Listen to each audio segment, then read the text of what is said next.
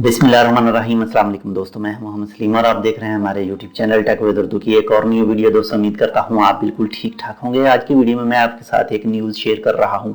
आपने बहुत सारे यूट्यूब चैनल और इसके अलावा फेसबुक पेज पर भी देखी होगी कि आज ओमान के सुल्तान हैथम बिन तारिक साहब ने कुछ कैदियों को आज़ाद किया है, यानी 599 यानी 599 कैदियों को आज़ाद करने का हुक्म दिया गया है और इसकी पिक्चर भी मौजूद है पुलिस के ट्विटर अकाउंट पर।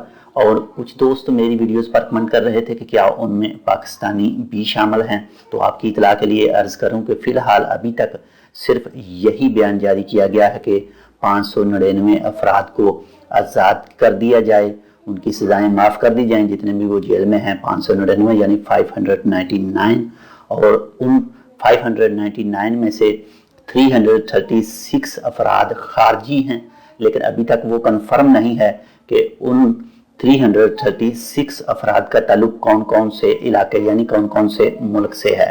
सिर्फ इतना ही है कि 336 जो अफराद हैं वो खारजी हैं और जो वो बाकी हैं वो ओमानी हैं। यानी टोटल जो 599 अफराद को जेल की कैद से रहाई का हुक्म मिला है ओमान के सुल्तान हैथम बिन तारिक साहब की वजह से।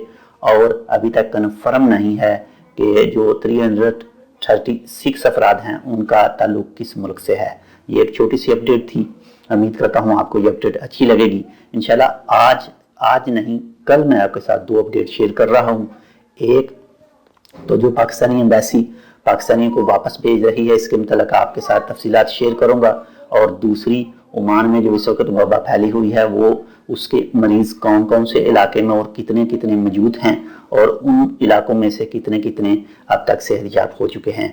तो मिलते हैं दूसरी अपडेट के साथ, तब तक आप अपना बहुत सारा ख्याल रखिएगा। अल्लाह हाफिज़।